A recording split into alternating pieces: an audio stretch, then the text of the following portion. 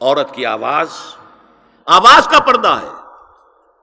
اب دیکھیے کس حد تک نماز میں اس وقت عورتیں بھی شریک ہوتی تھیں، اگرچہ حضور نے فرمایا مردوں کی صف بہترین سب سے آگے والی ہے اور سب سے بری صف سب سے پیچھے ہے، کیونکہ اس کے پیچھے پھر عورتوں کی صف ہوتی تھی، اور عورتوں کے لیے سب سے اچھی صف سب سے پچھلی والی ہے اور سب سے بری سب سے آگے والی ہے. سب سے آگے والوں کے سامنے پھر مرد ہوتے تھے، ان کی پشت ہوتی تھی. تو اسی طریقے سے اگر غلطی کی ہے تو مرد جو ہے کہے گا سبحان اللہ. امام سے غلطی ہو گئی ہے، مرد کیا کہے گا؟ سبحان اللہ. عورت کیا کرے گی؟ اپنے ایک ہاتھ کے پشت پر اپنا ہاتھ مارے گی، اپنی آواز نہیں نکالنی. آواز کا پردہ، چھونے کا پردہ یہاں تک ہے کہ حضور نے کبھی کسی عورت سے ہاتھ نہیں ملایا، اور آپ جب بیعت بھی لیتے تھے تو بس زبانی الفاظ کہلوائے اور کہا ٹھیک ہے بیعت ہو گئی، یا ایک کپڑا پکڑا، اس کا ایک سرا اپنے ہاتھ میں دوسرا سرا اس خاتون کے ہاتھ میں، یا ایک تشت کے اندر پانی بھرا، اس میں ایک طرف اس نے انگلیاں ڈال لی اور ایک طرف حضور کی انگلیاں. لیکن مسافت لا اسافح النساء، ایک دفعہ ہوا بھی کہ بعض خواتین نے جب بیعت کی ہے تو پھر انہوں نے ہاتھ آگے بڑھایا مسافے کے لیے. حضور نے فرمایا انی لا اسافح النساء، میں عورتوں سے مسافہ نہیں کرتا. اسلام میں پردے کتنے ہوئے؟ پہلا پردہ 4 دیواری، گھروں میں رہو، یہ پہلا پردہ ہے. جیسے ڈیفنس لائنز ہوتی ہے نا فوج کی، یہ فرسٹ ڈیفنس لائن، سیکنڈ ہے، تھرڈ ہے. پہلی کو عبور کر کے کوئی آ جائے تو سیکنڈ ہے، سیکنڈ سے گزرے تو پہلا پردہ 4 دیواری. اس میں محرم آئے گا. اب دیکھیے اسی پر ہماری تہذیب استوار ہوئی، اسی پر ہمارا آرکیٹیکچر بنا. گھر ایسے بنے کہ مردانہ علیحدہ، زنانہ علیحدہ. چھوٹا آدمی ہے تب بھی بیٹھک علیحدہ، بیٹھک باہر سے کھلے گی اور پھر ڈیوڑی سے ہو کر پھر گھر کے اندر جائیں گے. مرد آئیں گے تو یہاں بیٹھیں گے، اندر نہیں جائیں گے. اندر تو صرف وہی جائیں گے جو محرم ہے، ابدی محرم. دوسرا پردہ ستر، گھر کے اندر جو محرم آ گئے ہیں ان کے سامنے چہرہ تو کھلے گا، باقی جسم کا کوئی حصہ بھائی بہن کا نہیں دیکھ سکتا، اور باپ بیٹی کا نہیں دیکھ سکتا، بیٹا ماں کا نہیں دیکھ سکتا. یہ ستر.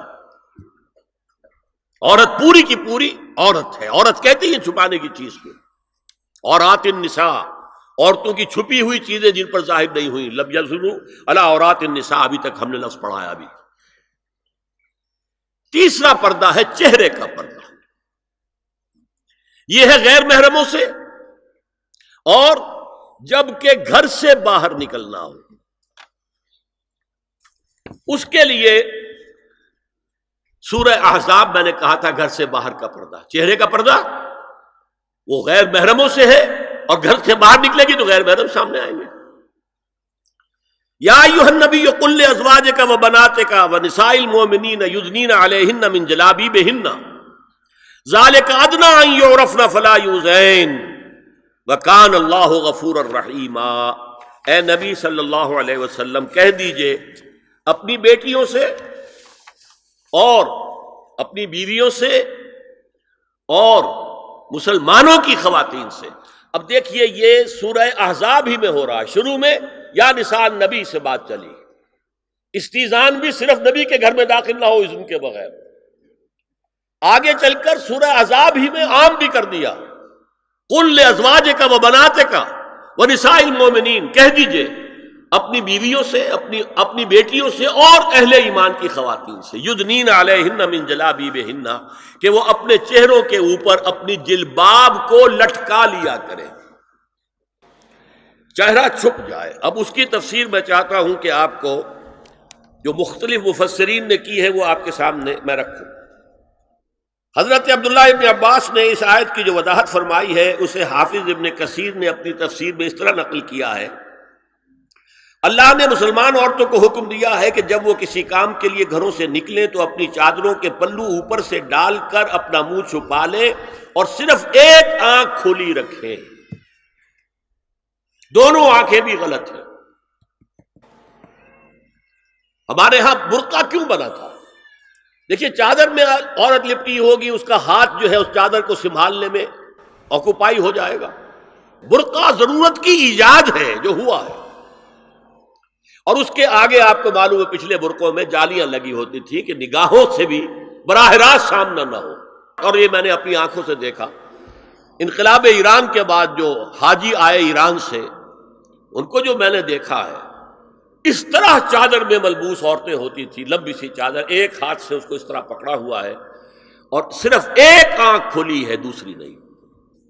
میں نے شروع میں کہا تھا ہمارے نزدیک اسلام دین ہے، صرف مذہب نہیں۔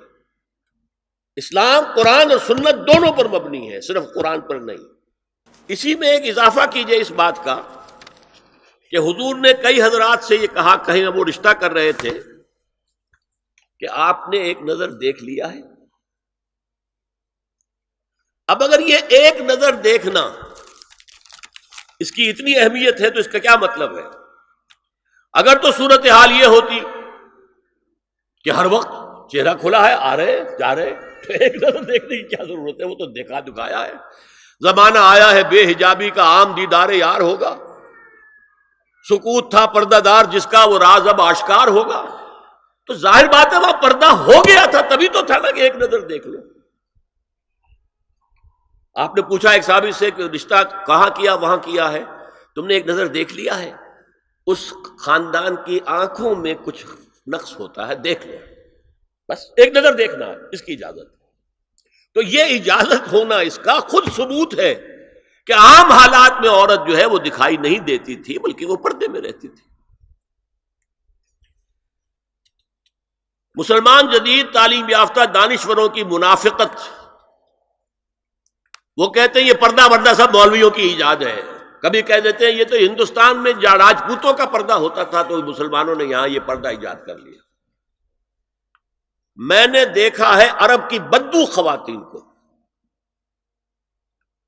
مکے سے مدینے جاتے ہوئے نظر آتی ہیں۔ ایک خاتون اونٹ کی پوری قطار لے کر جا رہی ہے، ہاتھ میں لاٹھی ہے، پورا مکمل پردہ، چہرہ چھپا ہوا، آنکھوں کے اوپر بھی کوئی انہوں نے وہ حجاب سا بنایا ہوتا ہے خاص چھجا سا، اور ہاتھوں میں دستانے، پاؤں میں جرابیں۔ یہ کون سے راجپوتوں کا پردہ سعودی و عرب کی جو ہے ریگستانوں میں پہنچ گیا؟ بدو جب آتے ہیں اپنی عورتوں کو اسی حال میں لے کر آتے ہیں، اور ان کا یہ ہے کہ وہ احرام کا معاملہ بھی یہ ہے کہ یہاں چھجا بنا کر آگے چادر لٹکا لیتے ہیں، صرف چہرے سے مس نہ کرے بس۔